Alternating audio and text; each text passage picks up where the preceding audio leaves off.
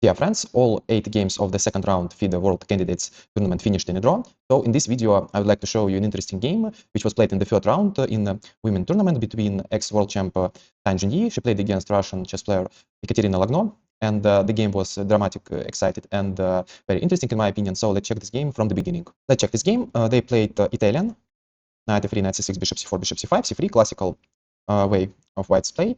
Here black played pawn to d6, a tricky moves order.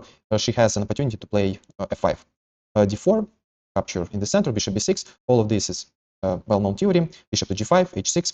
Here black plays pawn to d5. It's a typical idea to destroy white center, capture on d5, rook e8, king f1, c6. Black sacrifices a pawn, capture on c6, bc6. And for sacrifice pawn, black has a nice compensation, and black can try to play against white's king.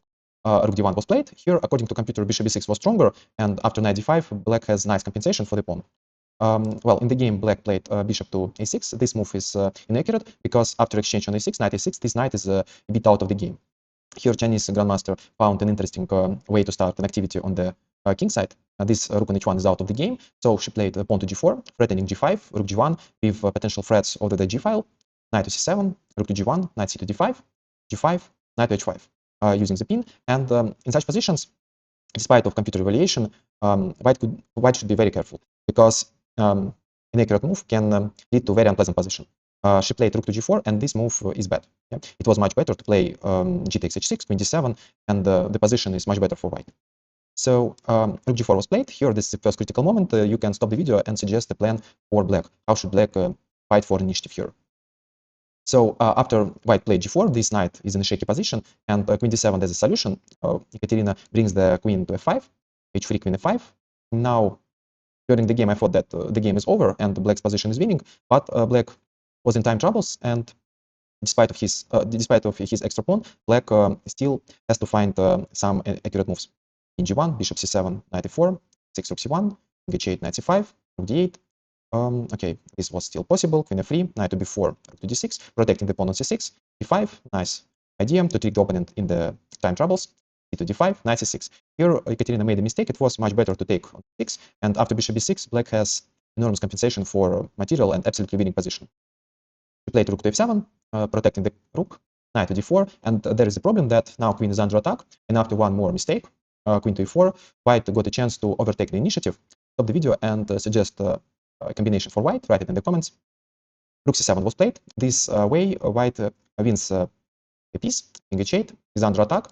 Double attack. King h7 should be played. Capture on c7, and this position is objectively winning for white, but both kings are in very shaky positions. So in practical chess, it's not over yet. And as we will see, black managed even win this game. Queen b1, f5, queen f7. Rook g5 was stronger. This way, a Chinese grandmaster could win the game. She played queen to f7.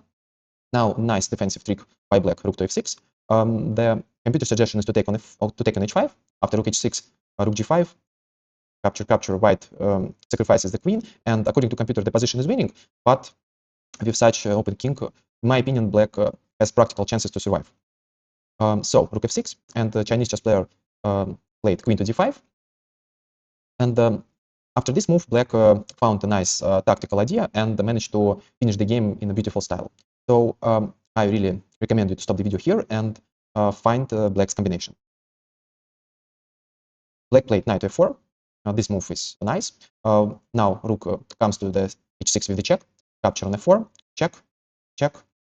White cannot play knight to f3 because of the pin. So queen f3 was played. And now the brilliant answer by black. G4, and the point of this idea is that after capture on d3, rook h3, it's mate. Well, I see this such mating construction for the first time. Looks very nice. I was very impressed. So rook h2 was played, the only move to not to be mated immediately, and Ekaterina won the queen. Capture.